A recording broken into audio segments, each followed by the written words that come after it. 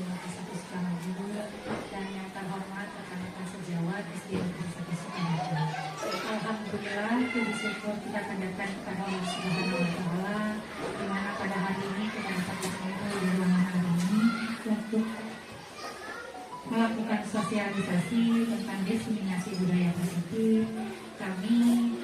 Saya, Kopi Dianita, CGP Angkatan 11 Kota Bandar Lampung, dan rekan saya di Pembangunan Asia Polri, CGP Angkatan 11 Kota Bandar Lampung.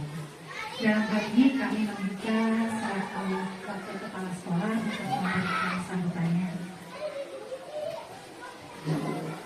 Baik, bismillahirrahmanirrahim. Assalamualaikum warahmatullahi wabarakatuh. Waalaikumsalam warahmatullahi wabarakatuh. Alhamdulillahirabbil alamin. Wa nasta'in ala umuri dunya waddin wa ala alihi washabbihi ajmain. Allahumma shalli ala sayyidina Muhammad wa ala alihi sayyidina Muhammad.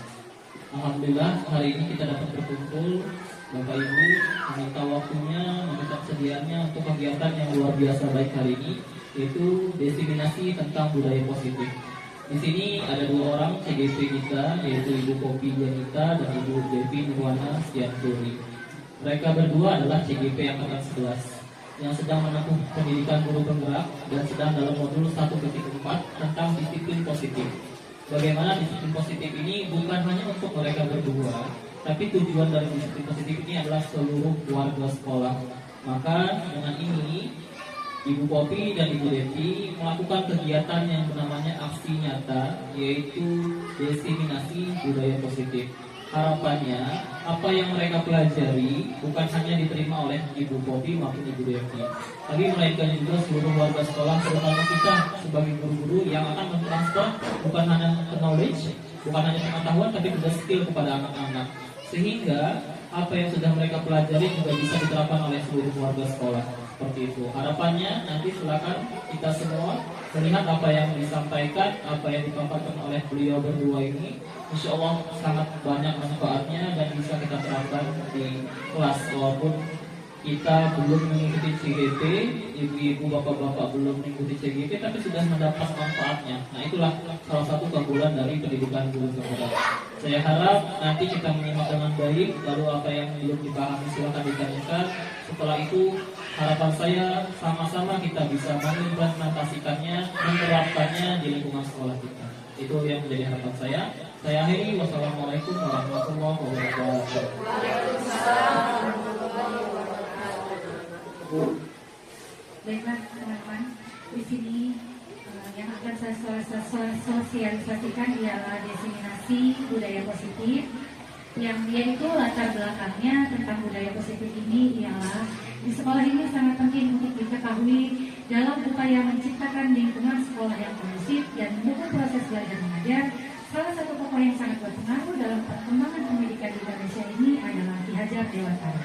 Melalui pemikiran Ki Hajar Dewantara, mengusulkan pendidikan yang berkarakter dan berkeadilan yang diharapkan dapat menciptakan generasi bangsa yang berpikiran luas dan berkarakter. Tujuannya ialah kegiatan diseminasi ini untuk menyebarkan informasi dan pengetahuan secara efektif kepada rekan sejawat dengan cara yang mudah dipahami dan relevan dengan kebutuhannya. Kemudian, 1. Pemahaman terhadap konsep-konsep kunci dalam modul ini yaitu budaya positif. Budaya positif yaitu 1. Paradigma belajar, 2. Disiplin positif, 3. Motivasi perilaku manusia, 4. Kebutuhan dasar, 5. Posisi kontrol restitusi, 6. Keyakinan kelas, dan 7. Segitiga restitusi. Pengalaman dan pembelajaran yang saya dapat setelah menerapkan konsep-konsep kunci tersebut, baik di kelas ataupun di rumah. Yang pertama yaitu paradigma belajar.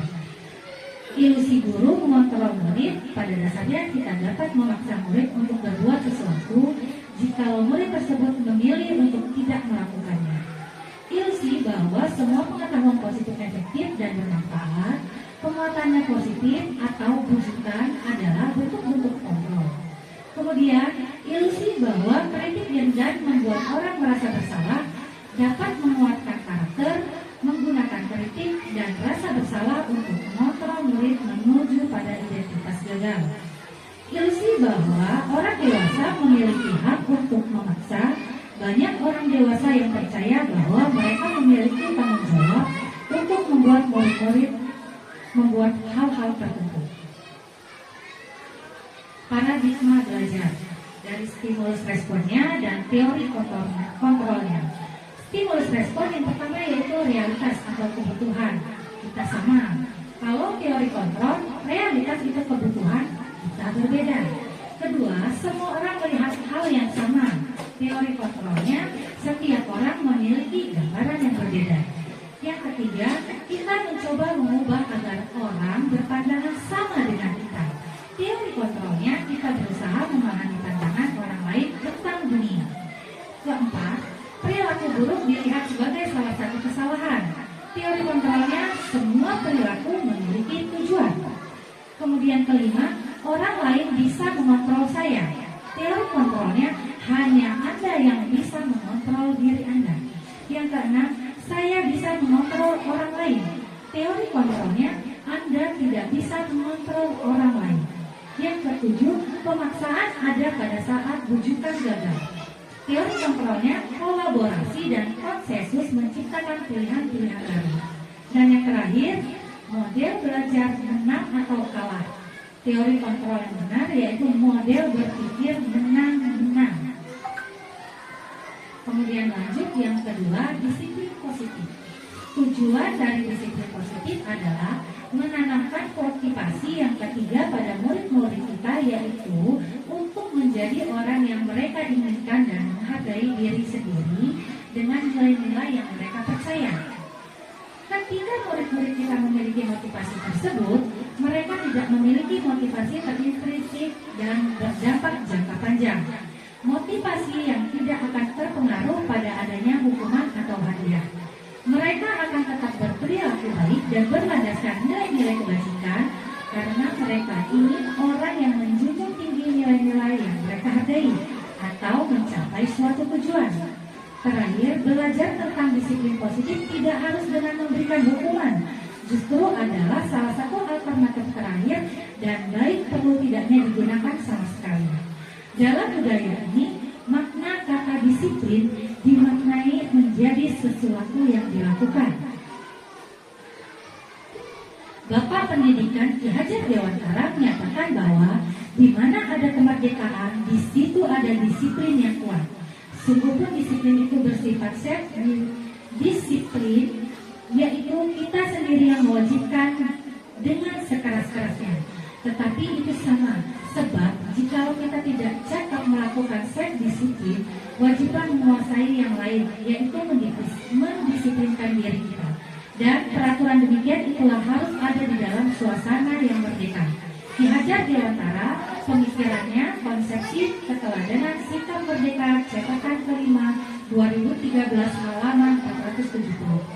Adapun definisi merdeka menurut Ki Hajar Dewantara adalah mardika itu jawarnya nora melepasin pangre inkuga kuat kuasa aman diri priangga. Merdeka itu adalah tidak hanya terlepas dari perintah, akan tetapi cakap untuk memerintahkan diri sendiri. Yang ketiga yaitu motivasi perilaku manusia. Untuk menghindari ketidaknyamanan atau hukuman eksternal, untuk mendapatkan imbalan atau penghargaan dari orang lain eksternal, dan untuk menjadi orang lain yang mereka inginkan dan menghargai diri sendiri dengan nilai-nilai yang mereka percayai internal. Keempat, kebutuhan dasar. Satu, kebutuhan dasar hidup. Kebutuhan dasar untuk bertahan hidup. Survival adalah kebutuhan yang bersifat fisiologis untuk bertahan hidup, misalnya kesehatan, rumah, dan makanan. Yang kedua, kasih sayang dan rasa diterima. Kebutuhan untuk diterima. Kebutuhan ini ada 3 kebutuhan. Berikutnya adalah kebutuhan psikologis. Kebutuhan ini untuk disayangi dan diterima meliputi kebutuhan, hubungan, dan koneksi sosial. Kebutuhan untuk memberi dan menerima kasih sayang ini adalah kebutuhan untuk merasa menjadi bagian dari suatu kelompok.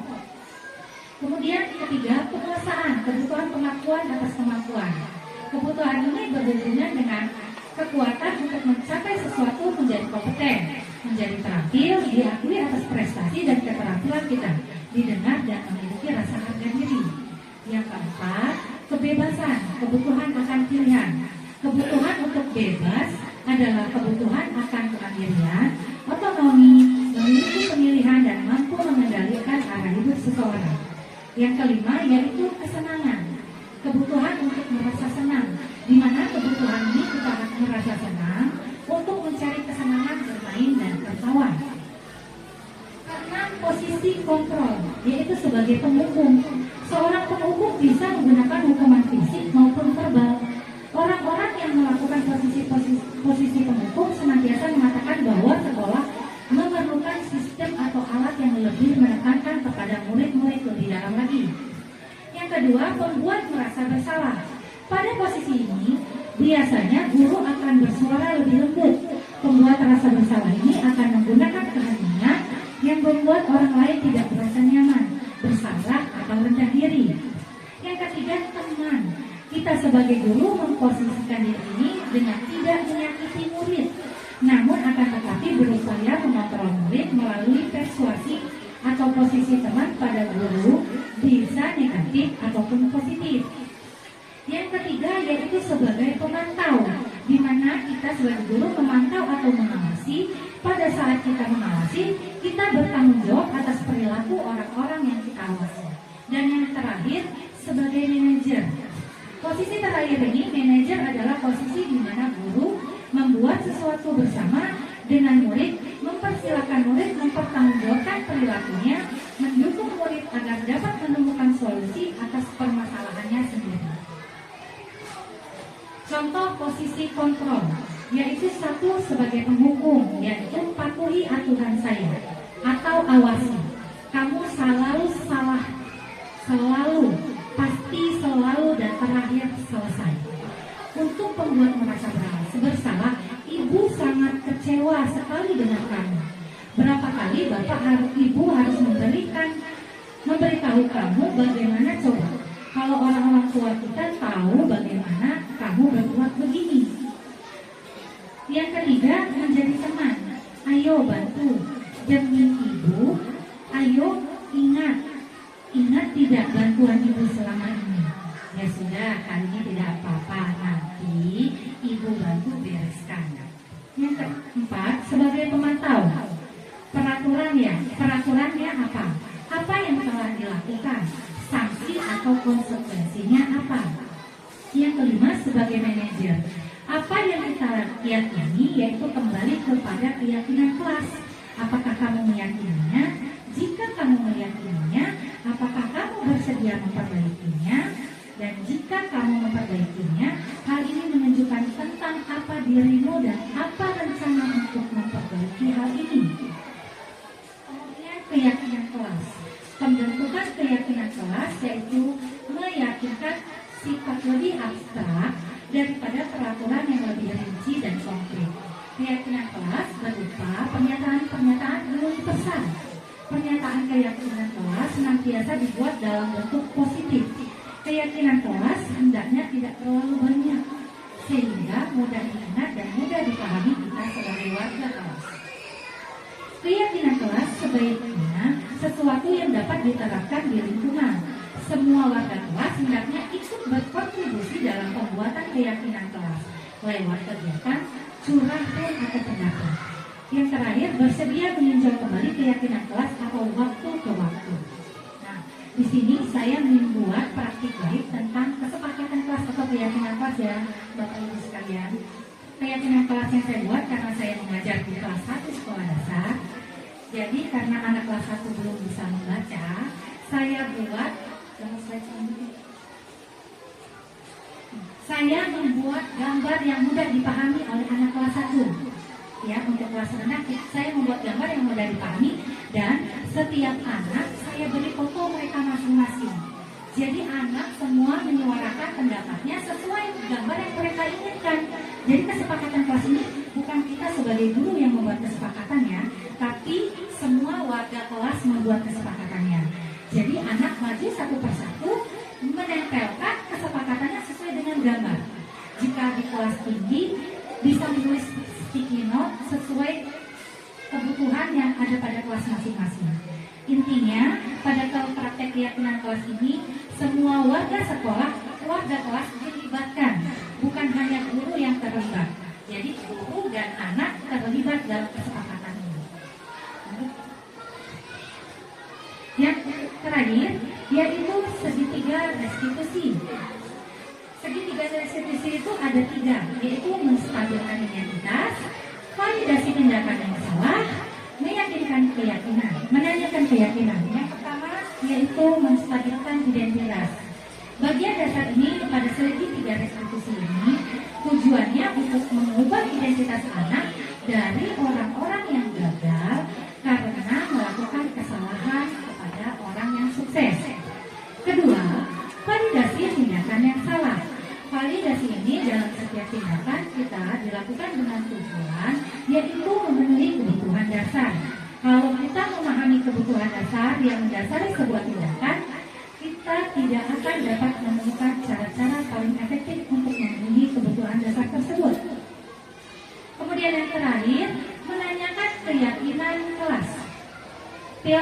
Menanyakan keyakinan. Teori kontrol ini menanyakan bahwa kita pada dasarnya termotivasi secara internal ketika identitas sukses telah mencapai langkah dan tingkah laku yang salah dan divalidasi dalam langkah kedua.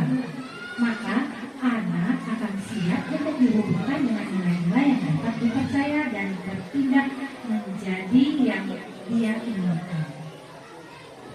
Nah, teman-teman, di sini saya membuat praktik baik tentang segitiga restitusi. Yang pertama saya lakukan adalah menstabilkan. Di sini saya memanggil anak.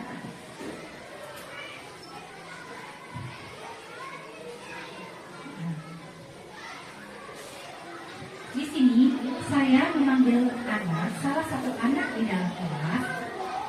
Bisa didengar ya teman-teman?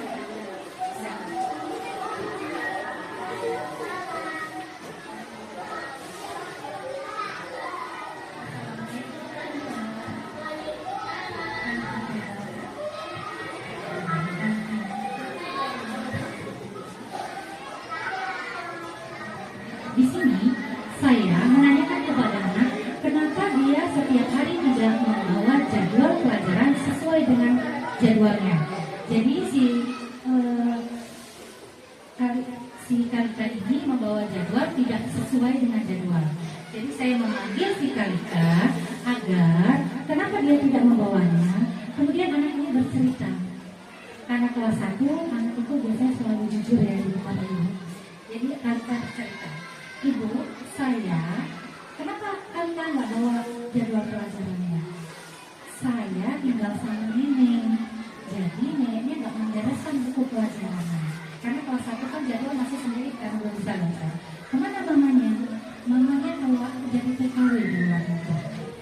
Kemudian papanya mana? Papanya supir, sibuk jarang keluar. Oh ya, karena saya mengajar kelas 1, masalah yang saya harus pecahkan yaitu dengan memanggil orang tua. Kalau di kelas rendah, kelas tinggi mungkin bisa diatasi oleh dengan muridnya sendiri ya. Karena anak kelas tinggi sudah bisa mengatur jadwal sendiri, mandi sendiri dan apa-apa sendiri. Setelah saya memanggil si murid, kemudian saya memanggil orang tua. Orang tuanya saya panggil. Orang tua datang. Ya. Di sini saya menjelaskan bahwa Kalika tidak pernah membawa jadwal sesuai pelajarannya setiap hari. Jadi jika anak tidak membawa jadwal, buku akan tercampur-campur ya Bapak Ibu, ya berantakan, tidak terkontrol. Di sini saya jelaskan ke Bapak. Di sini cerita Kalika benar bahwa bapaknya bekerja, ibunya di luar negeri dan Kalika tinggal bersama neneknya. Kemudian saya sebagai wali kelas membuat jadwal pelajaran yang saya print, kemudian saya berikan ke orang tua Kalika agar dapat disampaikan dengan neneknya supaya ke depannya Kalika tidak lagi membawa buku sesuai yang kita jadwal pelajarannya ya Bapak Ibu. Kita dapat membawa pelajaran sesuai karena sudah saya buatkan jadwal pelajarannya. Jadi jadwal ini bisa ditempel di rumah dan neneknya bisa mengkondisikan ini setiap harinya. Ya.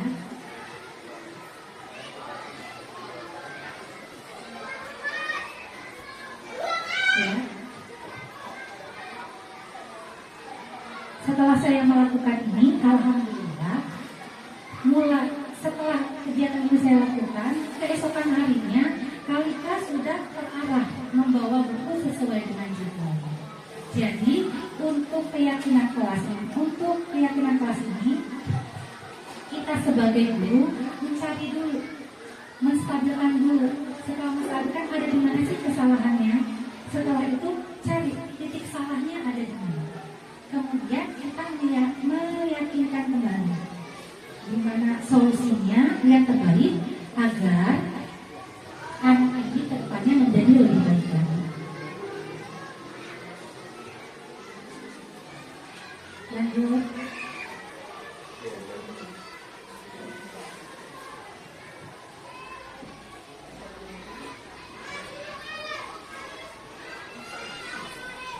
Ya, baik, kembali lagi Ibu ke sedikit garis diskusi ini. Nah, kita sebagai guru kelas yang harus kita terapkan di sekolah, yaitu sedikit garis diskusi ini ya Bapak Ibu. Yang pertama, menstabilkan identitas, validasi tindakan yang salah, dan menanyakan keyakinan kepada anak. Jadi, sebelumnya posisi kontrol. Nah, posisi kontrol ini Bu, saya akan menjelaskan posisi kontrol ini ada 5 ya posisi kontrol, yaitu penghukum, pembuat merasa bersalah, teman, pemantau, dan manajer. Saya pribadi pun sebelum mengikuti calon guru penggerak ini selalu melakukan hukuman atau pembuat merasa bersalah. Sesekali saya menjadi pemantau, manajer, dan teman. Itu hanya sesekali. Ternyata yang baik sebagai guru yang harus kita lakukan, kita harus sebagai manajer, pemantau, dan teman. Dan penghukum dan pembuat merasa bersalah itu tidak lagi kita terapkan di dalam kelas. Ya. Apalagi penghukum. Mungkin karena saya pribadi sering melakukan hukuman, Bapak Ibu pun di sini mungkin sama, sering melakukan hukuman di dalam kelas. Itu yang tidak baik untuk dilakukan kepada anak-anak. Kenapa? Karena penghukum ini akan membuat anak menjadi trauma, akan diingat sampai nanti. Itu yang akan selalu diingat. Makanya anak zaman sekarang kalau itu ibu saya dulu itu ibu guru kelas 1 sukanya mukul, itu yang diingat, bukan pesan baiknya. Kenapa yang diingat hanya jeleknya? Karena udah mendarah daging ya kita sebagai guru sering menghukum, padahal itu tidak baik. Kemudian yang menjadi lebih baik lagi yaitu menjadi manajer. Manajer itu yaitu posisi terakhir adalah di mana guru berbuat sesuatu bersama murid dan mempersilahkan murid mempertanggungjawabkannya. Contohnya Ibu, kesepakatan kelas tadi, kalau mereka tidak mengerjakan tugas, apa konsekuensinya? Siapa yang membuat kesepakatan? Muridnya. Mereka yang membuat kesepakatan. Bukan kita langsung, kamu kalau nggak membuat ini, bersihkan WC. Nah, itu tidak baik. Tapi jika anak yang membuat kesepakatannya dan tidak memberatkan anak, itu lebih baik. Ya. Kemudian dalam desiminasi budaya positif ini, kita juga dapat menjadi tenang. Jadi kita tidak dapat menjadi anak itu bersalah. Misal, kita sebagai guru harus menerima masukan. Karena tidak selamanya kita ini benar ya Bapak Ibu guru. Jadi kalau ada guru yang tidak terima masukan, sebenarnya itu tidak baik. Harus diluruskan dan kita teman harus menjadi teman, anak kita rangkul agar dapat mengontrol ke depannya bagaimana kita menjadi lebih baik.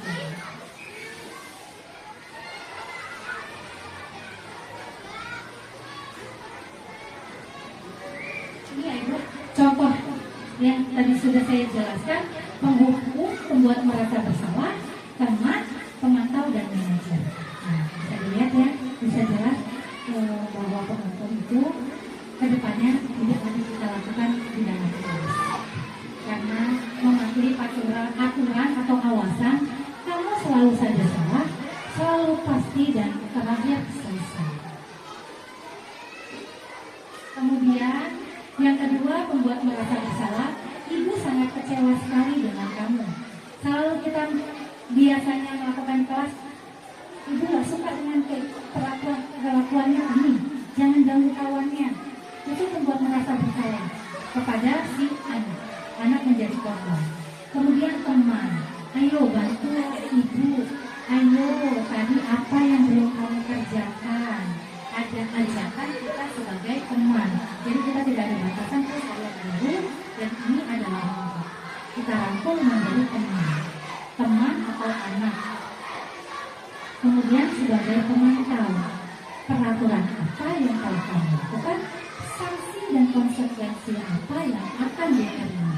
Ini yang membuat kita tadi ya Ibu, kesepakatan ini yang membuat kita dan murid. Jadi bukan kita sebagai guru, semua dilibatkan, semua anak diajak dalam melakukan keyakinan kelas. Maupun saya pun melakukan jadwal tiket. Kalau kelas 1 jadwal tiket, saya membuat gambar. Nah, kalau jadwal tiket saya membuat gambar sama seperti ini, cuma bedanya setiap 1 bulan sekali itu saya lukis. Gambarnya ada menjaga kebersihan, kemudian ada menyapu, mengepel, dan mengaca. Anak memilih. Jadi tidak ada paksaan hari Senin yang tiket A, B, C, D. Hari Selasa C, D, E, F tidak ada. Jadi di sini tidak ada paksaan. Jadi anak-anak memilih sendiri pekerjaan yang mereka lakukan. Dan ini agar bertukar, dilukis boleh 1 bulan atau 1 minggu sekali kita lukis. Jadi ini atas dasar kemauan anak, unsur diri anak yang mau melakukannya sendiri. Maka kegiatan tiket ini dilakukan setiap hari. Jadi setiap hari dia bisa membuat. Mungkin kemarin dia ngepel, oh dia ngepel hari ini. Oh besok bu, oh dalam seminggu dia ngepel. Dalam 1 minggu kita lukis lagi. Ini lewat foto ya kita buatnya. Kalau lewat foto, mereka menusuk-nusukkan ini digambar sesuai keinginannya. Jadi di sini tidak ada paksaan ya Bapak Ibu. Ya. Kemudian dalam kesepakatan ini kita dapat merangkul anak menjadi lebih baik lagi.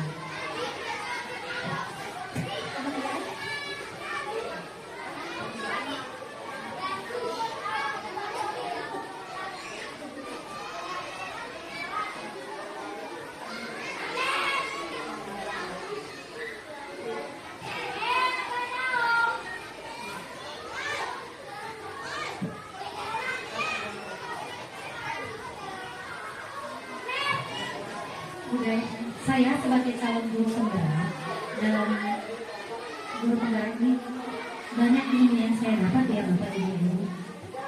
Yang awalnya saya malas dalam membuat kegiatan, sekarang saya bisa mengaplikasikan angka ini tanpa ya Bapak Ibu guru. Saya bisa mengaplikasikan angka ini untuk anak-anak. Jadi banyak yang saya dapat dari calon guru penggerak ini, yaitu tentang Ki Hajar Dewantara. Jadi Bapak Ki Hajar Dewantara ini lebih kita kemudian lebih menuntun murid dalam kegiatan pembelajaran. Kita yang menuntun murid dalam kegiatan pembelajaran dan anak tidak dipaksakan dalam pembelajaran. Kita dapat melihat kelebihan dan kekurangan anak dari karakter yang kita ketahui. Jadi anak tidak dipaksa. Saya guru kelas 1 mengajar, jadi anak itu punya kelebihan dan kemampuannya masing-masing. Ada anak yang hobi mendengar, ada anak yang hobi melihat, ada yang melihat dan mendengar. Jadi kalau kita berfokus dengan satu pembelajaran, kita akan jenuh. Tapi jika kita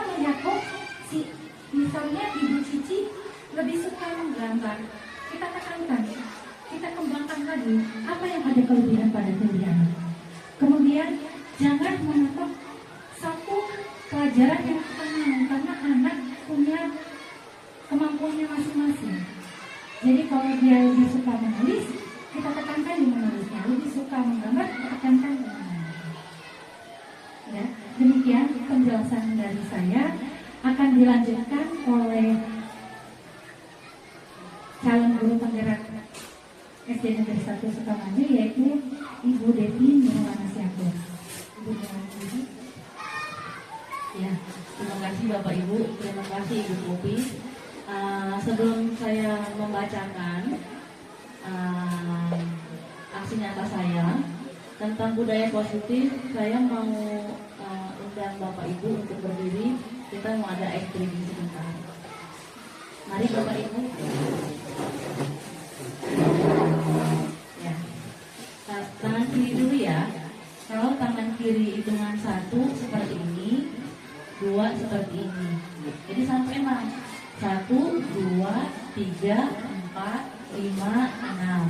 Kemudian tangan kanannya 1, 2, 3, 4, 5, 6. Bisa ya Bapak Ibu? Kita coba dulu. Kamu mau? Oke, kita coba. Tangan kiri dulu ya. 1, 2, 3, 4, 5, 6. Sekarang tangan kanan. 1, 2, 3, 4, 5, 6. Sekarang bareng-bareng ya Bapak Ibu. Tangan kiri dan tangan kanan hitungan 1, 2, 3, 4, 5, 6. Jadi nanti saya gitu karena saya megang mic ya. Jadi 1, ini kan 1. Ya, bisa kok. Kita coba Bapak Ibu. Saya gitu ya, tangan kiri, tangan kanan, tangan kiri, tangan kanan bergerak hitung 1 sampai 6. 1, 2, 3, 4, 5, 6. Oke, sekali lagi. Ya, sekali lagi. Iya, pelan-pelan dulu nggak apa-apa. Kita coba ya. 1, 2, 3, 4, 5, 6. Jadi satunya pasti sama-sama ke atas. Nanti pasti 6-nya sama lagi ya. Coba kita coba ya. Ya, 1, 2, 3. 1, 2, 3, 4. Ulang ya. Ya, kira-kira seperti itu. Sekali lagi.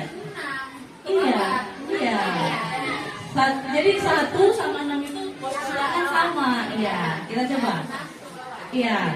1, 2, 3. 1, 2, 3, 4, 5, 6. Tepuk tangan Bapak Ibu. Terus sekali lagi 1. Sekarang hadap-hadapan ya, biar encer suasananya Bu. Soalnya ya. Nah, tapi oh iya, kamu ada ya. Ya udah sama kopi. Oh ya udah. Oh ya udah Kak, sama apa ya Kak ya? Oke. Nah, tentukan di antara teman yang saling berhadapan, yang mana yang ganjil, yang mana yang genap. Contohnya, Bang Ari ganjil berarti Ibu Maria genap, gitu ya. Bisa. Jadi Patalen misalnya, Patalen sama Usus, Patalen ganjil apa genap? Gini ya Pak, berarti Usus genap. Ya.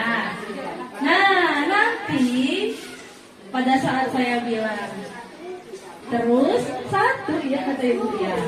Jadi nanti tangannya gini Bu, tangan kirinya di belakang, tangan kanannya berhadapan kayak mau salaman tapi nggak salaman. Ya, nanti saling tangkep. Ya, jadi oh gini. Ya, nah jadi nanti kalau saya bilang ganjil, entah itu 1, entah itu 3, 5 dan seterusnya, berarti si ganjil itu harus ngambil si genap. Iya, tenang nggak tangannya? Tapi kalau yang genap yang gitu pasti genap yang nakal. Genap harus siap-siap, jangan sampai diambil tangan yang masih ganjil. Kayak kacang panjang gitu. Iya, kacang panjang. Nah, tapi kalau saya bilang 8, berarti kan genap ya Bu? Berarti genap ya, nangkep si ganjil harus cepet-cepet taruh tangannya, jangan ketangkep. Oh, jangan ketangkep ya. Bisa ya. Wah, kita tes lihat cair. Kancil. Oke. Siap. Nah, mulai tangan kirinya di belakang, tangan kanannya kayak mau salaman tapi nggak salaman. Oke. Jeng 5.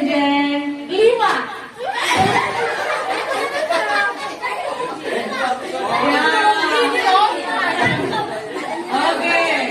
Yang kedua, coba tes ya. Oh, jadi yang nangkep saya. Oh, saya nangkep. 12. Kenapa yang terganjil? Ya, oke. Sekarang saya nggak kesatuan deh. Saya ke puluhan. Siap-siap ya Bapak Ibu. Pokoknya kalau saya bilang sama bilang yang ganjil cepet-cepet tangkap tangan si genap ya. Saya bilang angka genap, si genap cepet-cepet tangkap tangan si ganjil ya. Oke, puluhan ya Bapak Ibu. 80 belum. 86.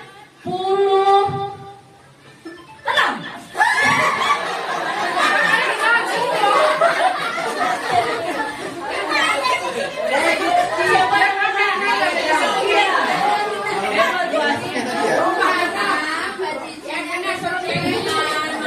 Iya.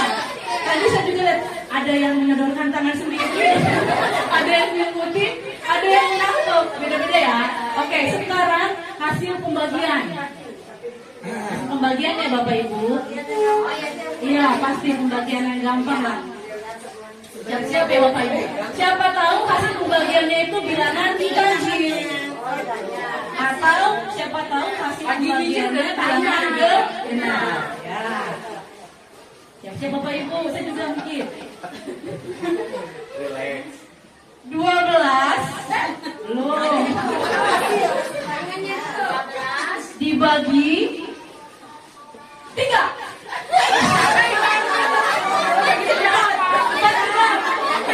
Berarti kenapa ganjil? Ya, siapa yang kena? Siapa dia? Oke, sekarang pengurangan. Terakhir Ibu, terakhir kena. Siap-siap. Siapa tahu hasil pengurangannya bilangan genap. Atau ganjil ya. Ya, siap ya Bapak Ibu. 10 dikurang. Siap-siap Bu, siapa tahu genap atau ganjil. 10 dikurang 8. Ya. Tepuk tangan buat Bapak Ibu. Hebat. Terima kasih Bapak Ibu. Ya sama. Saya juga waktu dapat itu ketawanya lucu-lucu gitu ya. Nah, ini bisa kita gunakan Bapak Ibu saat pembelajaran sebenarnya. Jadi kadang anak itu capek atau bosan. Nah, bisa kita pakai sering-seringin permainan matematika seperti ini sebenarnya sama konsentrasi dimulai, lalu ditangkap. Itu bisa diselipkan pada saat pembelajaran. Ya, oke. Perkenalkan, saya Devi Nirwana Syanturi. Saya calon guru penggerak angkatan 11 dari Kota Bandar Lampung. Saya difasilitasi oleh Ibu Rofiatul Mayasari. Dia sebagai fasilitator saya di guru penggerak angkatan 11. Beliau mengajar di TK dan juga sudah berpengalaman menjadi fasilitator serta mengajar praktik. Kemudian saya diajar atau mengajar praktik saya adalah Bu Sri Astuti. Beliau adalah guru di SMP Negeri 32 Bandar Lampung. Ya. Di sini saya akan menjelaskan tentang budaya positif yang ada di sekolah kita, yaitu SD Negeri 1 Sukolaju. Ya, tadi ya Bu SPT-nya. Oke.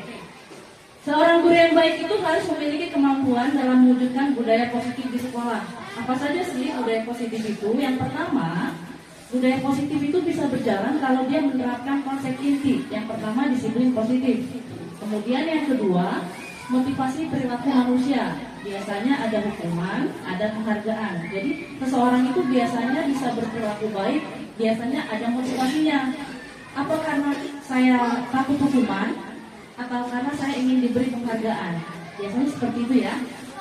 Kemudian konsep inti yang ketiga dalam menanamkan budaya positif adalah posisi kontrol. Tadi sudah dijelaskan oleh Ibu Popi, penjelasannya sudah sangat baik dan jelas menurut saya, bahwa posisi kontrol seorang guru itu ada 5. Sebagai penghukum, sebagai teman, sebagai pemantau, sebagai manajer, kemudian sebagai pembuat merasa bersalah. Kemudian yang keempat, ternyata manusia itu punya kebutuhan dasar. Dan yang kelima, adanya keyakinan sekolah atau kelas. Dan yang terakhir adalah segitiga restitusi. Jadi, kalau dirangkum, jika kita melakukan yang keenam tadi,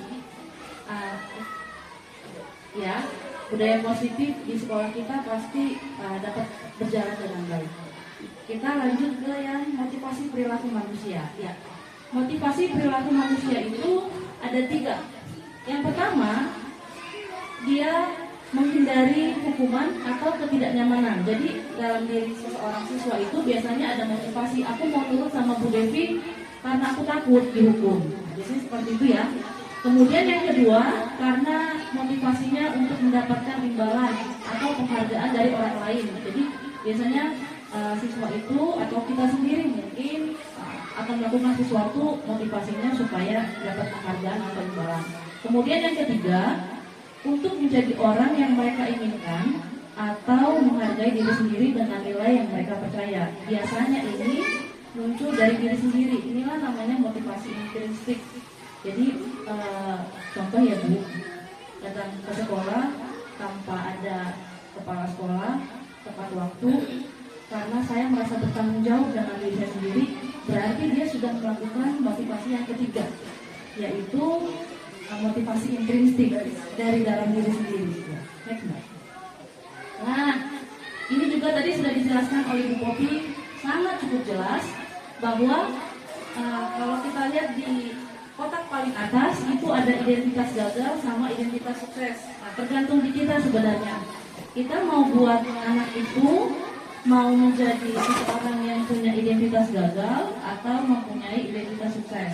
Nah, kalau kita mau membuat siswa kita membuat atau melabeli diri dia menjadi identitas yang gagal, berarti kita masuk dalam poin yang hukuman. Contohnya, sesuatu yang menyakitkan harus terjadi. Sedangkan kalau identitas sukses itu ada di tahap konsekuensi sama restitusi, bahwa sesuatu itu harus terjadi. Kalau restitusi itu adalah pilihan. Kemudian yang hukuman itu tidak nyaman untuk murid biasanya ya. Terus jangka waktunya panjang. Tapi kalau konsekuensi itu tidak nyaman untuk murid memang, tapi dia jangka waktunya pendek. Itulah perbedaan hukuman dengan konsekuensi. Beda lagi sama restitusi. Restitusi itu anaknya dikuatkan, tapi dalam jangka waktu yang panjang. Nah, kemudian yang ketiga, kalau hukuman itu korbannya mendapatkan keadilan. Tapi kalau konsekuensi, korbannya bisa diabaikan. Sementara kalau restitusi, korbannya mendapatkan ganti rugi. Jadi restitusi itu yang paling baik, tapi konsekuensi juga baik, sehingga identitas sukses itu terdapat di konsekuensi dan restitusi, bukan di hukuman. Kemudian kalau hukuman, murid atau anak akan tersakiti. Tapi kalau kita melakukan konsekuensi, hanya dibuat tidak nyaman saja sebenarnya, tapi nggak tersakiti. Nah, tapi kalau restitusi, malah anak mendapatkan penguatan. Jadi beda ya Bu, Bapak Ibu. Kalau kita menghukum berarti anaknya tersakiti. Tapi kalau kita melakukan konsekuensi, anaknya cuma dibuat tidak nyaman. Tapi kalau kita restitusi, anaknya malah dapat penguatan. Kemudian kalau hukuman, perilakunya pasti agresif, meningkat. Kalau konsekuensi, penguatannya hanya bertahan, tapi dalam jangka waktu yang pendek. Sedangkan kalau kita melakukan restitusi, itu masalah bisa terpecahkan. Kemudian kalau hukuman, sistem tidak akan berjalan kalau murid tidak takut. Tapi kalau kita melakukan konsekuensi, nah berarti memerlukan monitoring dan supervisi terus-menerus dari guru. Namanya konsekuensi kan. Kemudian restitusi, muridnya yang belajar bertanggung jawab untuk perilakunya. Dan yang terakhir, kalau kita kasih hukuman itu biasanya berlakunya hanya pada sebuah institusi, tidak berlanjut pada kehidupan nyata. Jadi yang di sekolah dihukum, ya di rumah, di sini kan enggak ya Bapak Ibu. Tapi kalau kita melakukan konsekuensi, itu dapat membantu penerapan mengikuti peraturan dalam masyarakat. Kalau restitusi malah lebih bagus lagi, karena dia fokus pada pemecahan masalah, tapi dalam jangka waktu yang panjang. Jadi itu adalah perbedaan hukuman, konsekuensi, sama restitusi. Sekarang budaya positif yang kedua dapat kita lihat dari konsep inti yang posisi kontrol. Nah, ini tadi yang sudah dijelaskan bahwa sebagai guru, posisi kontrol kita itu ada 5. Yang pertama sebagai penghukum, yang kedua sebagai orang yang membuat rasa bersalah, kemudian sebagai teman, kemudian sebagai pemantau, dan sebagai manajer. Nah, biasanya kalau teman itu contohnya gini, ada yang terlambat. Kenapa anak terlambat? Aduh, besok jangan gitu lagi ya. Kan ibu malu sama kepala sekolah. Nah, jadi seolah-olah kita itu ngomong sama teman. Nah, itulah posisi sebagai teman. Baik nggak untuk dilakukan? Saya juga baru tahu ya Bapak Ibu, ternyata posisi kontrol sebagai teman dikurang-kurangin dia. Tidak baik untuk dilakukan. Karena saya biasanya mengajar di kelas rendah itu saya melakukan posisi sebagai teman. Ternyata setelah mengikuti pembelajaran di guru penggerak, ternyata tidaklah baik melakukan posisi guru sebagai teman.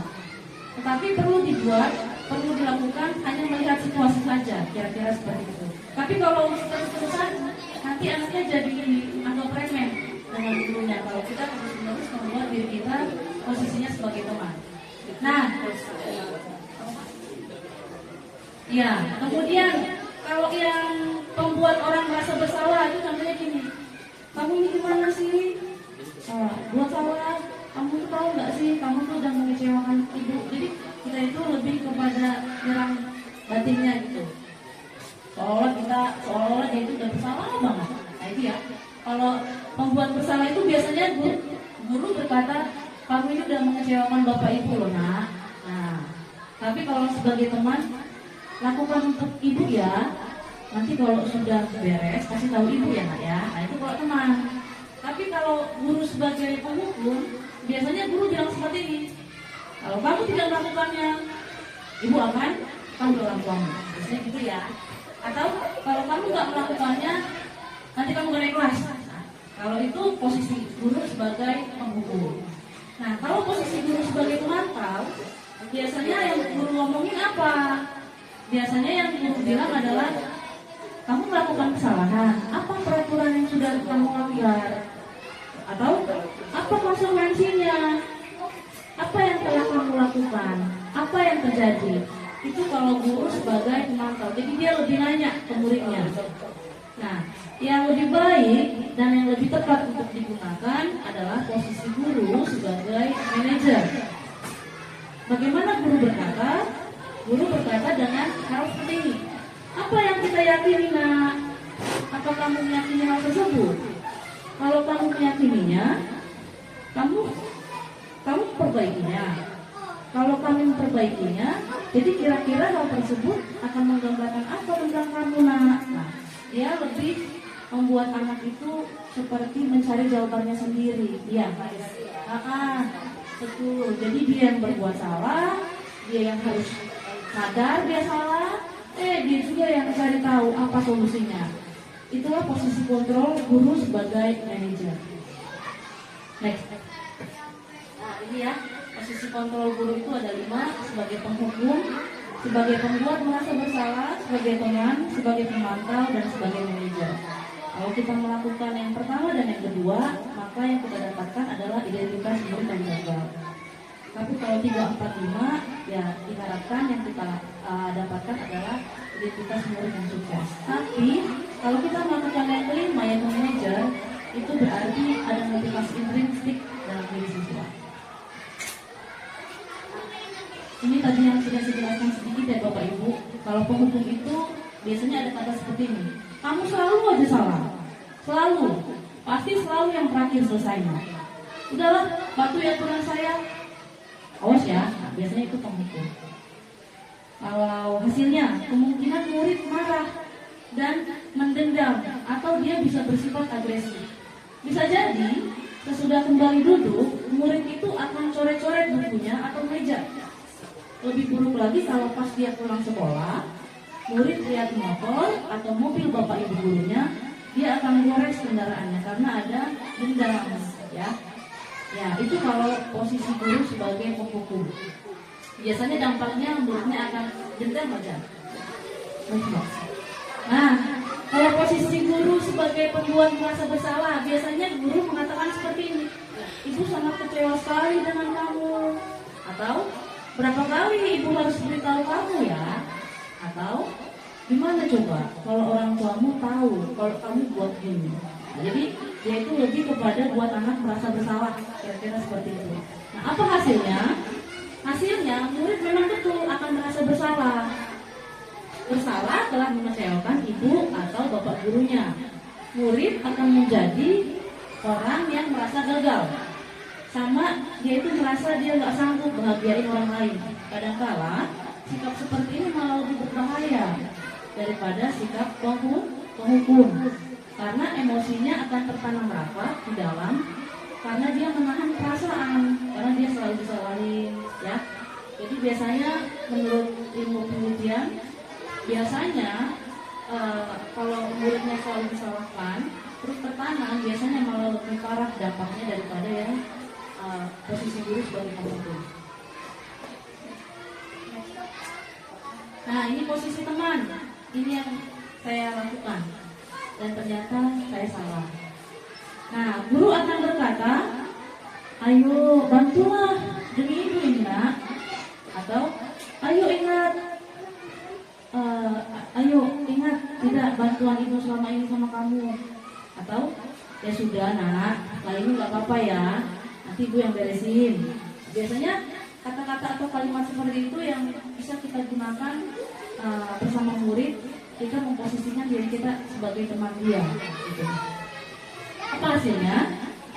Hasilnya, ya betul, pastilah murid akan merasa senang karena dia akrab dengan guru. Nah, ini termasuk dampak yang positif. Hanya sisi negatifnya adalah dia menjadi tergantung pada guru tersebut. Jadi kalau ada masalah, biasanya anak itu akan mengandalkan gurunya karena dia udah merasa, saya udah akrab sama guru saya, apa-apalah bisa. Jadi dia merasa ketergantungan dengan gurunya kalau ada masalah. Sebagai pemantau ini yang baik juga, biasanya gurunya berkata seperti ini, peraturannya apa nak? Apa yang telah kamu lakukan?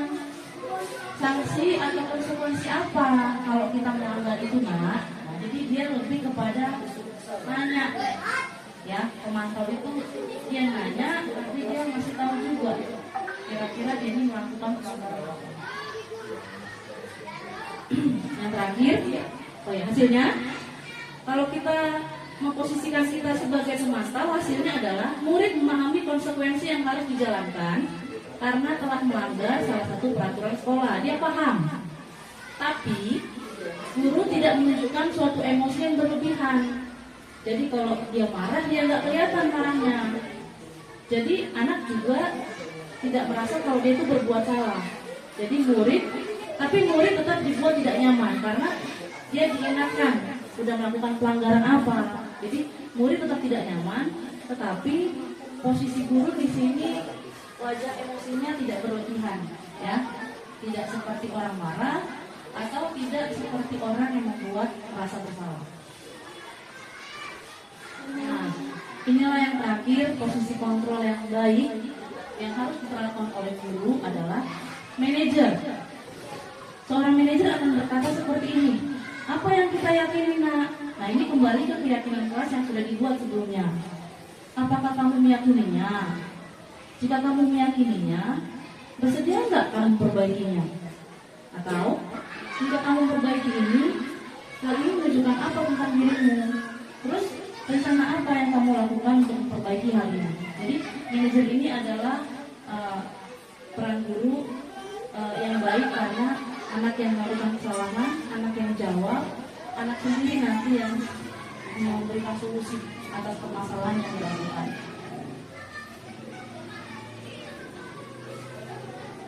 Nah, pada hasilnya, pada posisi manajer, maka suara guru sebaiknya tulus, tidak perlu marah, tidak perlu meninggikan suara, apalagi menunjuk-nunjuk jari ke murid, berkaca pinggang atau bersikap seolah-olah menyesal, tampak sedih sekali akan perbuatan murid, ataupun bersenda gurau menempatkan diri sebagai teman murid. Pada posisi manajer, guru akan mengembalikan tanggung jawab pada murid untuk mencari jalan keluar permasalahannya, tentu dengan bimbingan guru. Nah, itu ya Bapak Ibu adalah posisi kontrol yang ada pada guru-guru. Nah, kemudian ini motivasi diri yang tadi sudah dijelaskan ada dua, ada motivasi eksternal sama motivasi intrinsik. Nah, kalau motivasi identitas gagal itu berarti dia melakukan perilaku kontrol yang negatif, sedangkan kalau identitas sukses berarti yang dilakukan adalah perilaku kontrol yang positif dan kontrol diri. Nah, keyakinan kelas ini juga ada di budaya positif dalam menanamkan disiplin positif. Nanti pada saat kita diskusi Bapak Ibu, saya akan memberikan sticky note. Kita akan buat satu aja keyakinan kelas atau kesepakatan kelas. Untuk itu saya mengharapkan Bapak Ibu untuk melihat supaya nanti kita bisa membuat satu aja di kertas ini, terus nanti kita tempel. Pembentukan keyakinan sekolah atau keyakinan kelas. Yang pertama, keyakinan kelas itu bersifat lebih abstrak daripada peraturan. Jadi dia itu lebih spesifik ya Bapak Ibu, terus lebih rinci dan lebih konkret. Terus yang kedua, keyakinan kelas itu berupa pernyataan-pernyataan yang universal. Yang ketiga, pernyataan keyakinan kelas senantiasa dibuat dalam bentuk positif. Kemudian yang keempat, keyakinan kelas hendaknya tidak terlalu banyak sehingga mudah diingat dan dipahami oleh semua warga kelas. Kemudian, keyakinan kelas sebaiknya sesuatu yang dapat diterapkan di lingkungan tersebut. Kemudian, semua warga kelas hendaknya ikut berkontribusi dalam membuat keyakinan kelas lewat kegiatan curah pendapat. Dan yang terakhir, bersedia meninjau kembali keyakinan kelas dari waktu ke waktu. Nah, jadi sebelum ke prosedur pembentukan keyakinan kelas,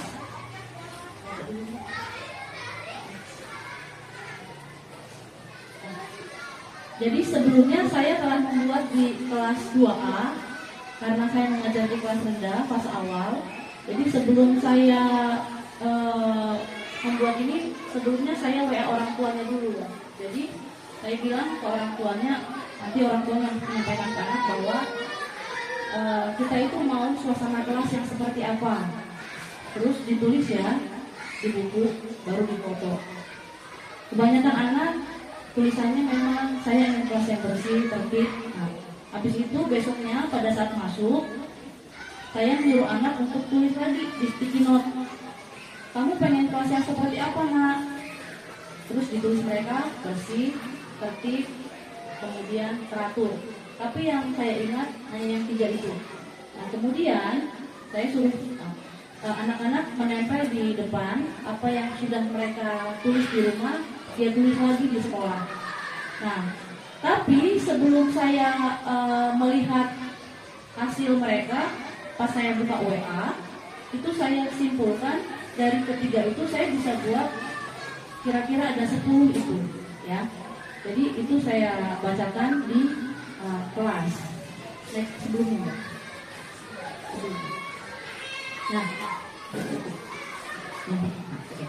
Nah, ini prosedur pembentukan keyakinan kelas. Yang pertama, kita mempersilahkan murid untuk curah pendapat tentang peraturan yang perlu disepakati.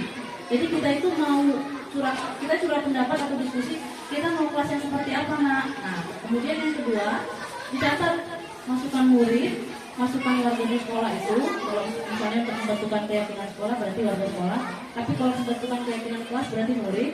Dicatat semua masukan murid itu, kemudian ditulis di kertas yang besar atau papan tulis, supaya semua anak itu bisa curahin isi hatinya atau curah pendapatnya bisa diketahui oleh banyak orang. Juga. Habis itu, habis diskusi sudah, terus ditaruh mesin diskusinya ke kertas besar atau ke papan tulis. Habis itu kita susun keyakinan kelasnya sesuai prosedur. Nah, biasanya seperti ini. Saya ingin kelasnya tertib. Nah, berarti yang kita lakukan adalah jangan ribut, Bu. Nah, biasanya ada kata-kata atau kalimat negatif. Dalam keyakinan kelas, kalimat negatifnya tidak diperlukan. Di keyakinan kelas, pernyataan negatif harus diganti dengan pernyataan yang positif. Contoh, jangan ribut saat guru menjelaskan, berarti diganti dengan tenang atau fokus pada saat belajar. Atau jangan lari-lari, berarti kita ganti, nggak ada kalimat negatif tapi walking please atau berjalan ya, Nak. Nah, jadi keyakinan kelas itu biasanya kalimatnya adalah kalimat yang positif. Kemudian yang keempat, selanjutnya setelah kita ubah dari kalimat negatif menjadi kalimat yang positif, selanjutnya ajak murid untuk menemukan nilai kebajikan. Jadi kalau kita itu contohnya ya, berjalan di kelas, mendengarkan guru, datang tepat waktu, itu kan ada di satu payung keyakinan, yaitu saling menghormati. Berarti nilai kebajikannya adalah nilai hormat. Nah, jadi keyakinan nilai seperti ini bisa dimasukkan ke dalam daftar nilai keyakinan kelas. Setelah kita ubah dari negatif menjadi positif, kemudian tadi kita lakukan nilainya. Habis itu yang keenam, setelah keyakinan selesai dibuat, semua warga di kelas, murid-murid, kita persilakan untuk meninjau ulang dan menyetujuinya. Kalau anak kelas rendah belum bisa tanda tangan, tapi kalau anak kelas tinggi, dia bisa tanda tangan, dia baca lagi, setuju apa enggak, terus tanda tangan, termasuk muridnya.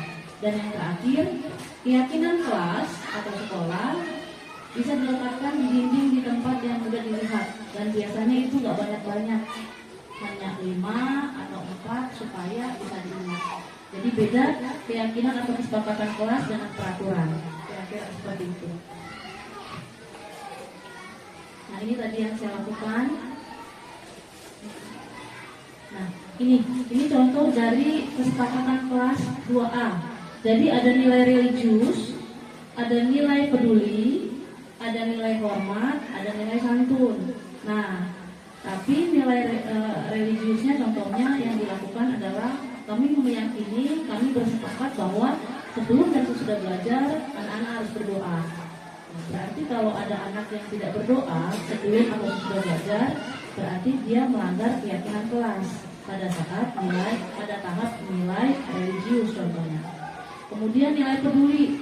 Kebetulan kalau saya melakukan Jumat berbagi, jadi setiap hari Jumat anak-anak itu bawa bekal makanan sehat, tapi saya tentukan, misalnya hari ini bawa tempe, berarti ya Jumat itu tempe semua, jadi tidak ada kesenjangan sosial, ada yang bawa tempe, ada yang bawa daging, ada yang... Nah, nanti dari situ kalau anak yang nggak bawa bekal, diajarkan untuk berbagi, contohnya nggak bawa nasi atau nggak bawa bekal, nah itu dikasih. Ini juga sudah berjalan Bapak Ibu di kelas saya. Jadi kalau misalnya ada anak yang tidak berbagi atau tidak membawa, berarti dia melanggar kesepakatan kelas untuk nilai peduli. Kemudian nilai hormat itu mendengarkan guru saat menjelaskan. Berarti kalau saya menjelaskan atau guru menjelaskan anak yang ngobrol, berarti anak tersebut melanggar nilai hormat. Dan seterusnya nilai santun.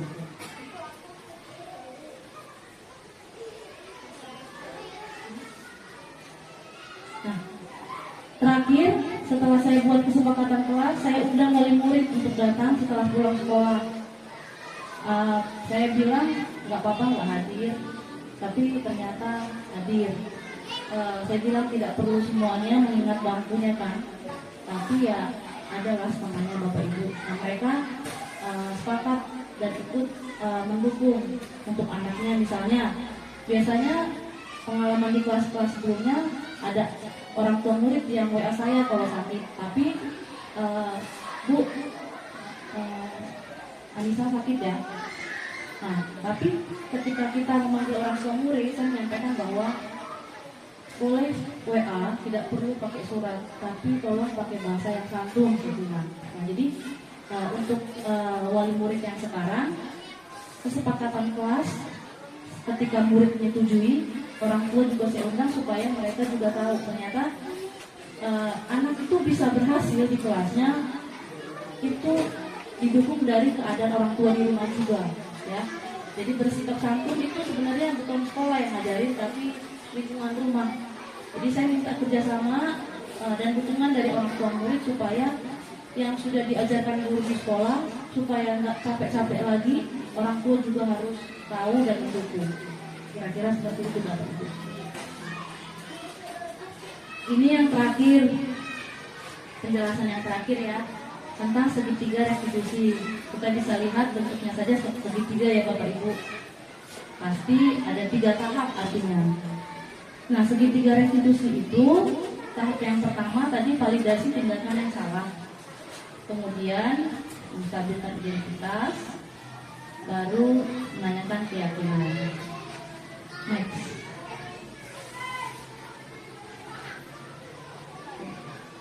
Dalam menstabilkan identitas, bagian dasar dari segitiga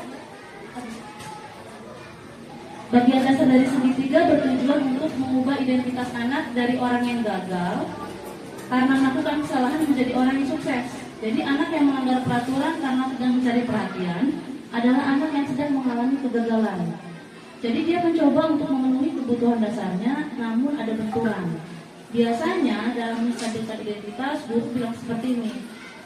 Ya udah, ibu ngerti, nggak ada manusia yang sempurna ya nak. Nah biasanya kalau kita pakai segitiga restitusi, kalimat yang guru gunakan adalah seperti itu. Nah kemudian validasi tindakan yang salah. Setiap tindakan yang dilakukan memiliki suatu tujuan, yaitu memenuhi kebutuhan dasar. Dengan memahami kebutuhan dasar, apa yang mendasari sebuah tindakan, kita bisa menemukan cara paling efektif. Biasanya di validasi tindakan yang salah itu guru bilang seperti ini.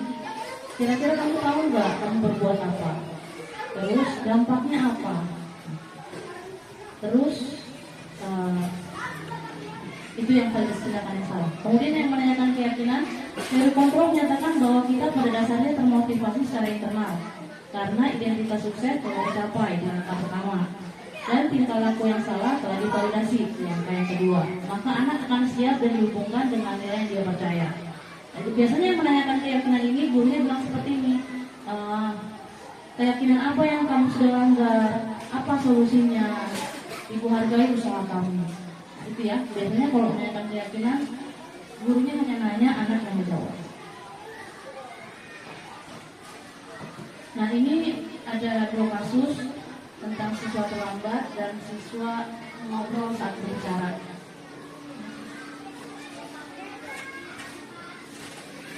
Ini yang sudah saya praktekkan. Ini memang terlambat, tapi habis itu saya bilang nanti kita ngobrol ya setelah pulang sekolah. Nah, ini tentu ini pasti kita pernah lakukan ya. Waktu itu ada kita jelasin ada anak yang ngobrol.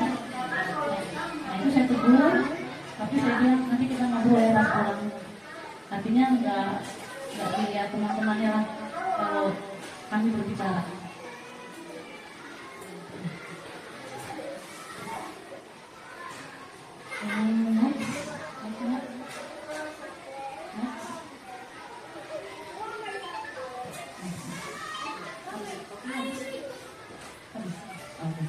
Sekian hasil pemaparan saya kali ini. Kurang lebihnya saya minta maaf dan saya mengucapkan banyak terima kasih Bapak Ibu sudah mendukung dan boleh memberikan waktu dan pikirannya untuk memberikan perhatian pada hasil nyata saya ini. Kita akan memasuki sesi diskusi. Dalam sesi diskusi ini saya membuat beberapa contoh pertanyaan. Yang pertama yaitu keyakinan kelas dan peraturan kelas, hal yang sama, betul atau salah? Benar. Benar atau salah?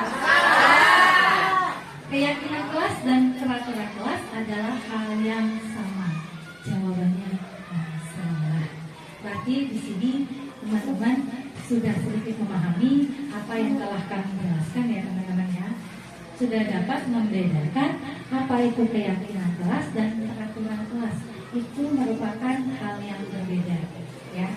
Jadi kalau keyakinan kelas itu yang disepakati oleh guru dan warga kelas, tapi kalau peraturan kelas hanya guru yang membuat peraturannya ya. Kemudian lanjut. Nah, untuk keyakinan kelas berlandaskan nilai-nilai kebajikan atau universal. Benar atau salah ya? Yakin? Jawabannya betul atau salah, nggak ada yang benar. Ya, betul atau salah ya? Keyakinan kelas berdasarkan nilai-nilai kebajikan atau universal. Boleh dicek Ibu? Ya, jawabannya betul. Tepuk tangan ya. Alhamdulillah, berarti yang kami jelaskan bisa masuk ke teman-teman semua ya. Lanjut untuk selanjutnya. Nah, di sini ada 3 pertanyaan yang akan teman-teman jawab, yaitu apa nilai kebajikan atau keyakinan yang ingin diangkat dari peraturan-peraturan berikut. Nah, di sini ada kosong. Saya mau minta bergantian teman-teman menjawab ya. Menggunakan helm saat mengendarai motor, ya. Membuang sampah pada tempatnya, dilarang menggunakan kata-kata kasar. Yang mau menjawab pertama Ibu Asia. Menggunakan helm saat mengendarai motor itu adalah untuk menjaga keselamatan. Untuk menjaga keselamatan. Benar ya teman-teman ya? Lanjut yang kedua, nanti kalau sudah terjawab semua baru kita lihat jawabannya ya. Untuk yang kedua, Ibu dia membuang sampah pada tempatnya. Membuang sampah pada tempatnya untuk menjaga lingkungan tetap bersih dan nyaman. Menjaga lingkungan tetap bersih dan nyaman. Oke, untuk yang ketiga, dilarang menggunakan kata-kata kasar. Ibu Cici bisa menjawab?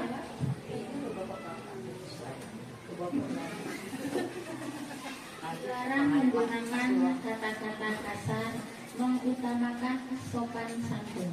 Oke, Masya Allah, sopan santun ya. Coba kita lihat jawabannya ya Bu, benar atau enggak? Masya Allah benar ya. Menjaga untuk menggunakan helm saat mengendarai motor itu untuk keselamatan kita. Kemudian membuang sampah pada tempatnya merupakan untuk menjaga kebersihan, dan dilarang menggunakan kata-kata kasar, yaitu selalu bersikap positif. Nah, semua jawabannya benar. Terima kasih untuk Bapak Ibu Guru telah menjawab, dan lanjut ke pertanyaan berikutnya ya. Nah, di sini adalah langkah utama dalam menetapkan keyakinan kelas serta pendalamannya. Jadi dalam menetapkan keyakinan kelas itu ada urutannya. Nah, di sini ada urutannya, bisa dari Ibu Isti bisa menjawab.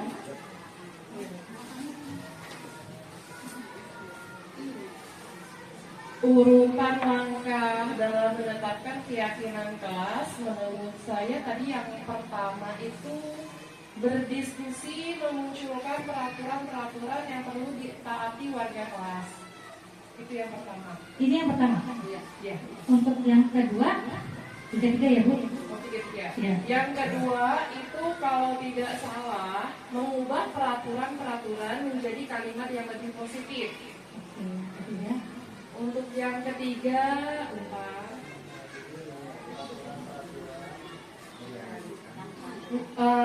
yang paling bawah itu yang menyarankan peraturan menjadi menjadi nilai-nilai kebajikan atau keyakinan kelas. Oke, untuk yang ketiga boleh Ibu Zubaida. Oh, yang keempat ya.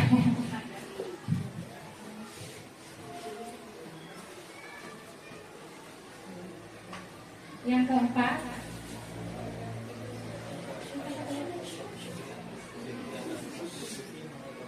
berdiskusi mengenai gambaran perilaku yang mencerminkan keyakinan kelas. iya. Yang keempat, berdiskusi mengenai gambaran perilaku yang mencerminkan keyakinan kelas. Untuk yang kelima, Ibu Zubaida, Ibu Rosmayani.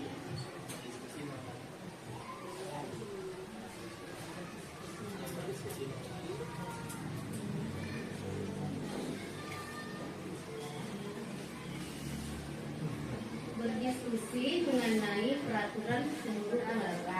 Berdiskusi mengenai peran seluruh warga kelas. Untuk yang terakhir, yang keenam, berarti Ibu Sosial bisa menjawab, Bu. Langkah selanjutnya, maaf Ibu ya, meninjau ulang keyakinan kelas dari waktu ke waktu. Meninjau ulang keyakinan kelas dari waktu ke waktu. Yuk kita lihat jawabannya. Oke, udah benar semua Ibu jawabannya? Benar semua ya? Alhamdulillah, berarti diseminasi kami hari ini tersampaikan kepada Bapak Ibu semua ya. Yang pertama, yang harus kita lakukan dalam langkah-langkah utama menetapkan keyakinan kelas yaitu ya Ibu, satu, berdiskusi memunculkan peraturan-peraturan yang perlu ditaati warga kelas. Diingat ya Bu, warga kelas berarti kita dan anak-anak. Yang kedua, mengubah peraturan-peraturan menjadi kalimat yang lebih positif. Yang ketiga, menyaringkan peraturan-peraturan menjadi nilai-nilai kebajikan atau keyakinan kelas. Yang keempat, berdiskusi mengenai gambaran perilaku yang mencerminkan keyakinan kelas. Dan yang kelima, berdiskusi mengenai peran seluruh warga kelas. Terakhir, dalam pemahaman ini yaitu meninjau ulang keyakinan kelas dari waktu ke waktu.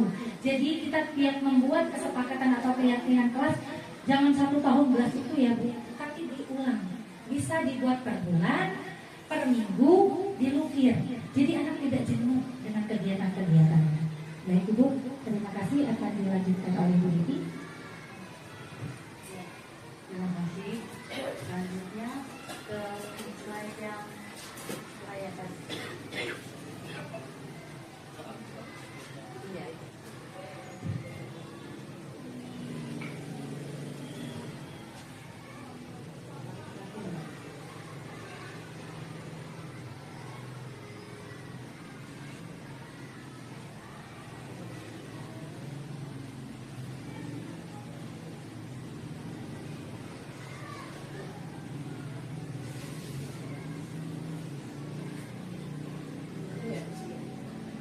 Ya, ini yang kita lakukan ya Bapak Ibu. Selanjutnya kita mau berdiskusi, kita membuat keyakinan.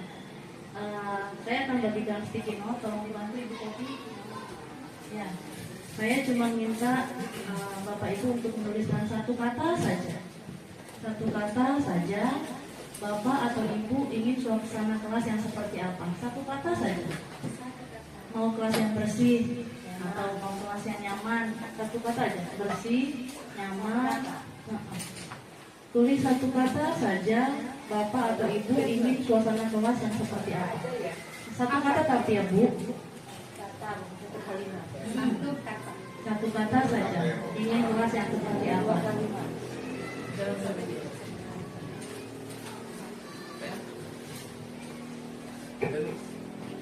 Gak usah tulis nama. Ya. Tulis nomor 1 sudah. Ingin kelas yang seperti apa? Satu saja. Yang kedua, apa yang harus dilakukan agar suasana yang tadi Bapak Ibu tulis dapat tercipta? Contohnya ya, saya ingin suasana kelas yang bersih. Nomor 1. Nomor 2, apa yang harus saya lakukan supaya suasana bersih dapat tercipta? Itu untuk soal nomor 2. Jadi kalau yang pertama satu kata saja, ingin suasana kelas yang seperti apa. Nomor 2, yang harus saya lakukan agar suasana titik-titik dapat tercipta. Jadi kalau saya mau kelas yang bersih, Yang saya lakukan apa?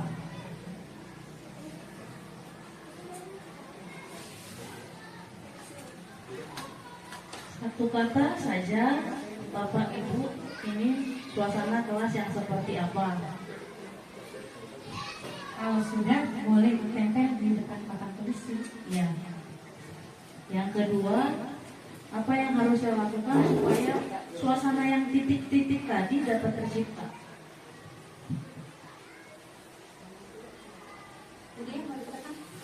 Ditempel ke depan. Kalau sudah tempel ke depan, tidak perlu ditulis nama.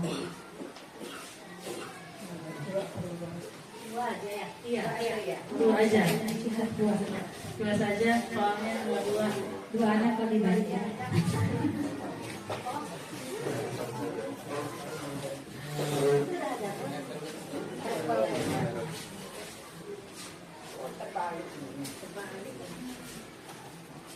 Kelas yang berarti. Sejuk. Kelas yang sejuk. Asik.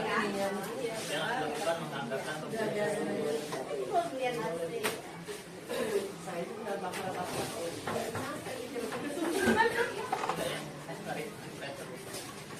bukan yang siang disuruh bersih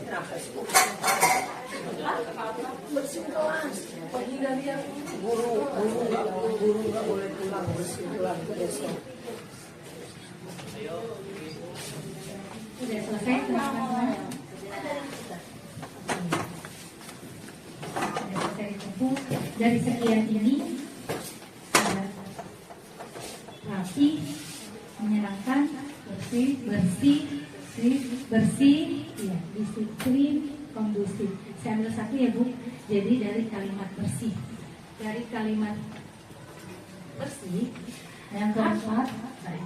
Yang keempat dari kata bersih.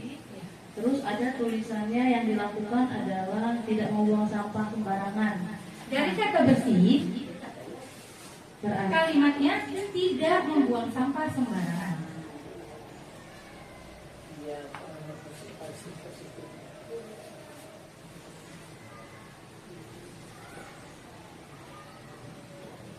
Kalimat positif di sini berarti buanglah sampah pada tempatnya.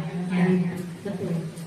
Karena dalam keyakinan kelas kita menghindari kalimat pernyataan negatif. Jadi kata tidak, kata jangan diganti dengan pernyataan yang positif. Tidak membuang sampah sembarangan diganti dengan membuang sampah pada tempatnya. Ya. Kemudian mari kita kaitkan dengan nilai kebajikan universal. Kalau membuang sampah pada tempatnya berarti nilai apa ya Bapak Ibu? Iya, betul Bu Isti. Nilai kebersihan. Tentang kebersihan.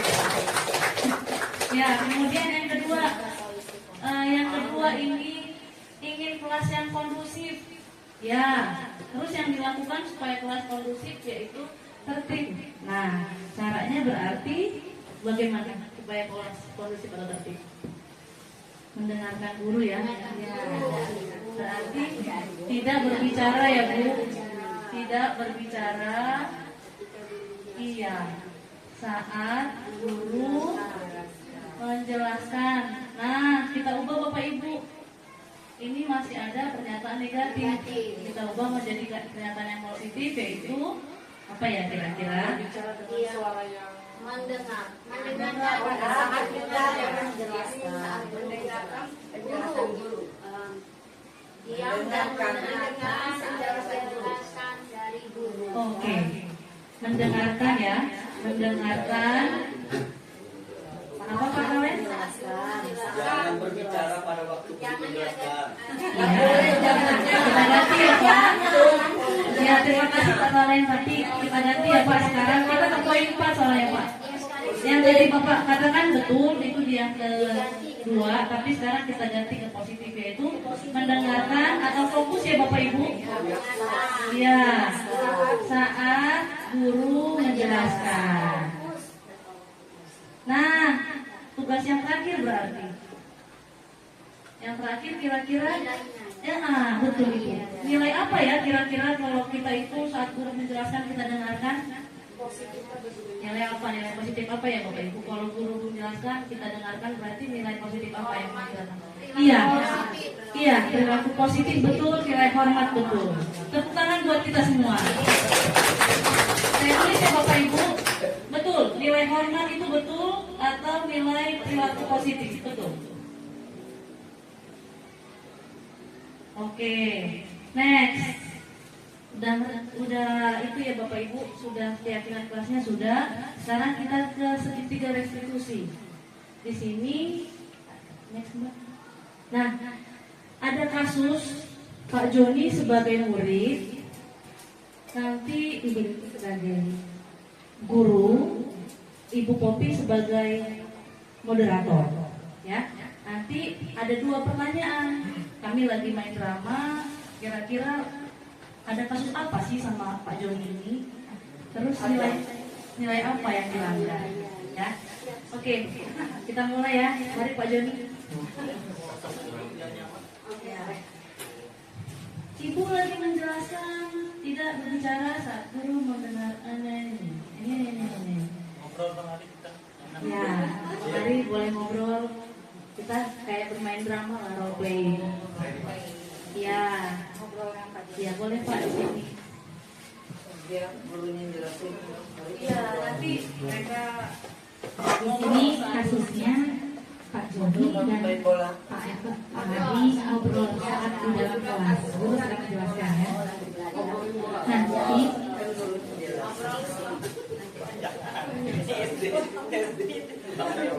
Oke, hari ini kita memajukan pembelajaran kita ya. Hari ini kita belajar tentang operasi bilangan dasar. Nah, Joni, Ari, oke.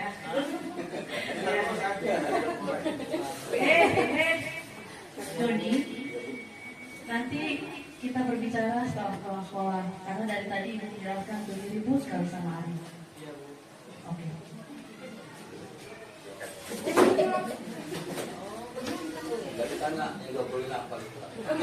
Iya, ini Pak. Ini gimana ya? Nah, nanti Bapak Ibu menjawab ya soal nomor 1 itu kasusnya apa, terus nilai apa yang dilanggar oleh murid. Oke, boleh bicara.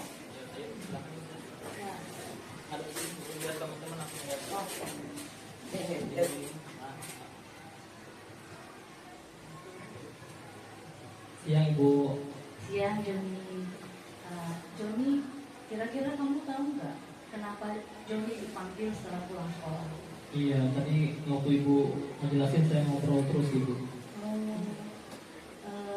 Semua manusia pasti pernah melakukan kesalahan.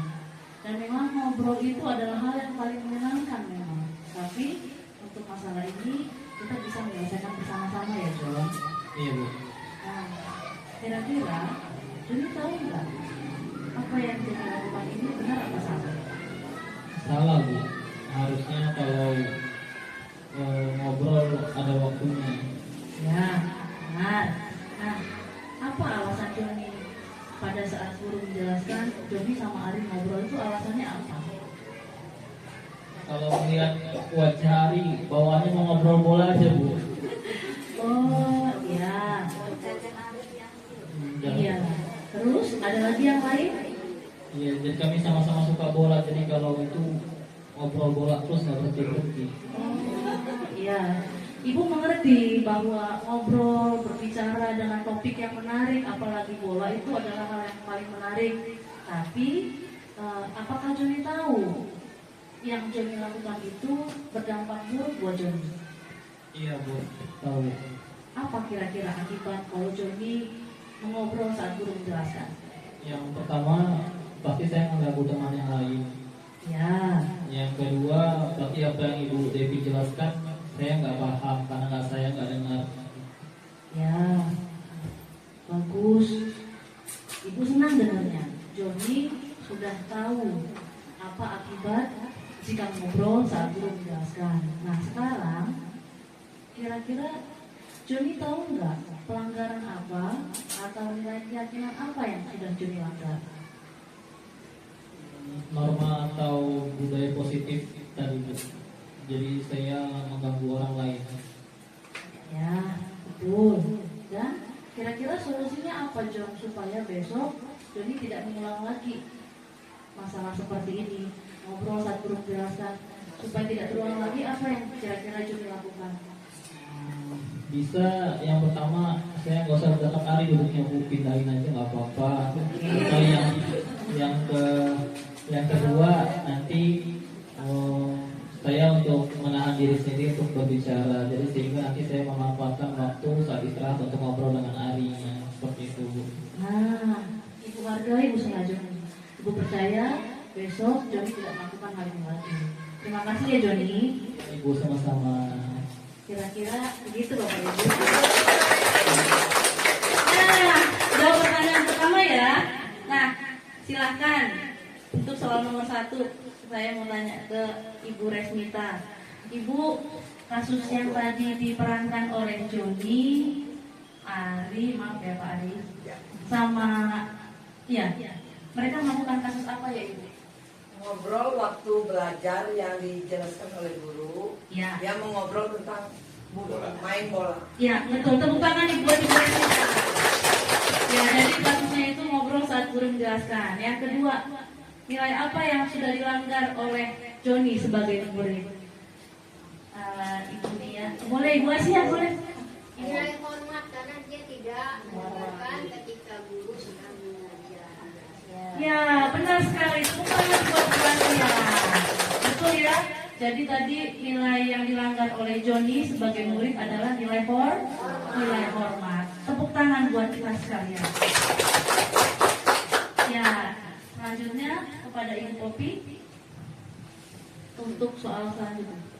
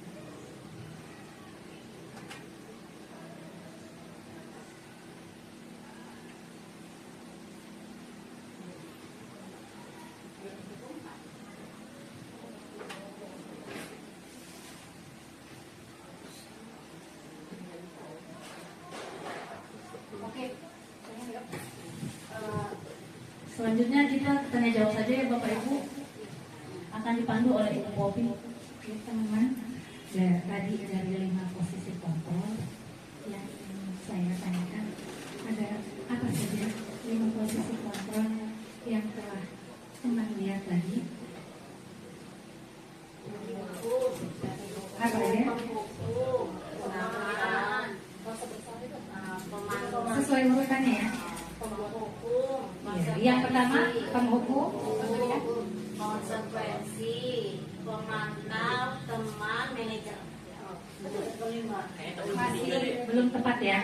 Tapi mengisinya sudah benar nih, Bang. Tapi belum tepat susunannya. Iya, urutannya belum tepat. Iya. Ya, coba disusun apakah benar? Yang pertama penghukum, yang kedua pembuat rasa bersalah, yang ketiga teman, 4 pemantau, kelima manajer. Jadi 5 posisi kontrol ini sudah tersusun ya, ada 5. Jadi yang pertama itu menghukum, kedua merasa bersalah, ketiga teman, keempat pemantau, dan yang terakhir manajer.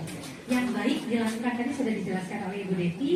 Kita sebagai teman di situasi tertentu pada saat kita lakukan dan menjadi pemantau dan manajer yang lebih baik ya. Manajer itu lebih baik lagi. Kesimpulan sekarang masuk di kesimpulan. Saya akan menanyakan beberapa dari teman-teman untuk kesimpulan dari diseminasi budaya positif hari ini. Saya mau minta Ibu Oka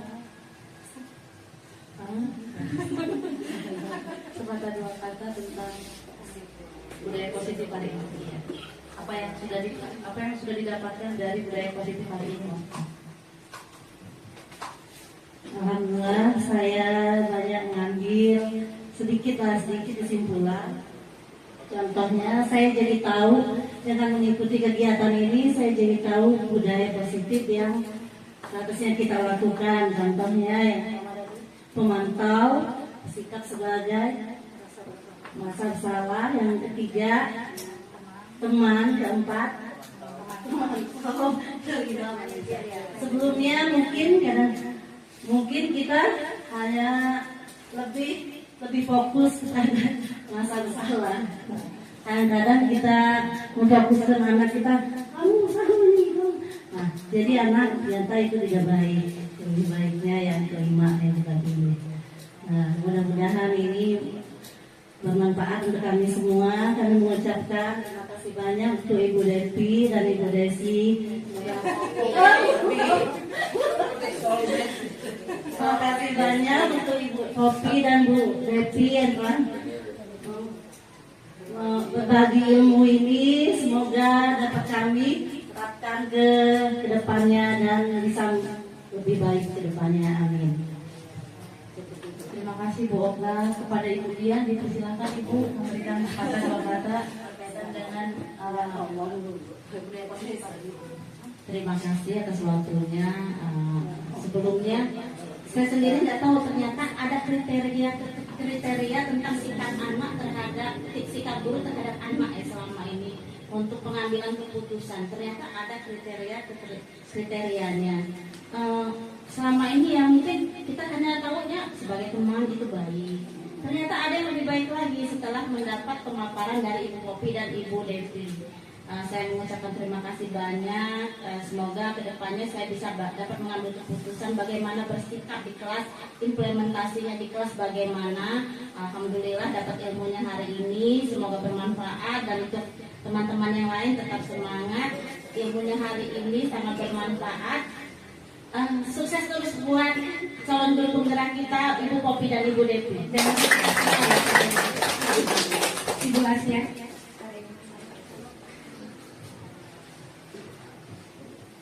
Terima kasih atas waktu yang diberikan kepada saya. Sejujurnya saja, saya juga sangat berterima kasih karena memang ilmu yang diberikan rasanya memang ada wawasan yang lebih baik lagi. Ternyata di antara yang sudah kita laksanakan, oh ini loh yang lebih baik lagi. Hanya sekedar menambahkan saja dari Bu Dian tadi bahwa kedepannya insya Allah kami akan melakukan ilmu yang didapatkan hari ini kami terapkan untuk murid-murid yang kita ajarkan. Jadi antaranya yang paling baik tadi pemantau dan manajerial itu yang lebih baik supaya anak kita sukses. Bukan yang yang gagal tadi ya. Kalau gagal tadi sebagai hukum dan sebagai tadi merasa salah.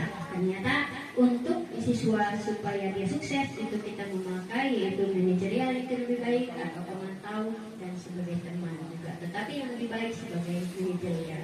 Terima kasih kepada Bu Kopi dan Ibu Devi atas paparannya dan kami merasa bersyukur sudah mendapatkan sedikit ilmu yang mungkin insya Allah bisa kita berbagi. Mudah-mudahan ke depannya kami dapat mendapat ilmu dari kawan-kawan yang lain, dari guru penggerak yang akan maju di lain waktu. Ya, terima kasih. Assalamualaikum warahmatullahi wabarakatuh.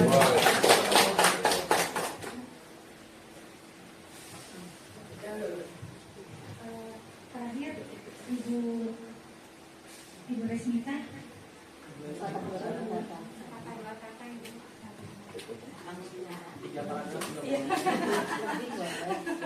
Terima kasih buat Bu Kopi dan Bu Devi.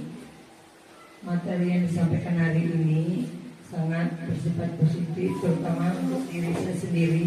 Selama ini di dalam kelas itu menerapkan ya berbeda dengan yang sekarang. Kalau dulu yang utamakan anak itu terancam aja, harus begini, harus begitu. Nah ternyata akhir-akhir saya kedinasan saya keluar begini caranya, harus seimbang. Jadi kita tidak negatif terhadap murid.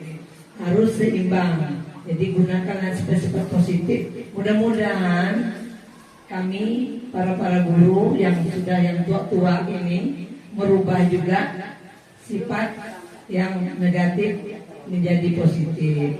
Masih ada waktu 1 tahun lagi ya, jadi mudah-mudahan bisa. Terima kasih. Sekian. Wabillahi taufiq wal hidayah. Assalamualaikum warahmatullahi wabarakatuh. Waalaikumsalam warahmatullahi wabarakatuh. Baiklah teman-teman, sekian sosialisasi kami ini tentang diseminasi budaya positif di SD Negeri 1 Sukamajuni.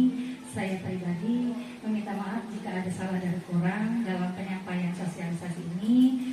Kami berdua, saya Popi Dianita dan Devi Nirmala Nasianturi, mengucapkan banyak terima kasih atas waktu yang telah teman-teman luangkan di ruangan ini. Saya akhiri. Wabillahi taufiq wal hidayah. Wassalamualaikum warahmatullahi wabarakatuh.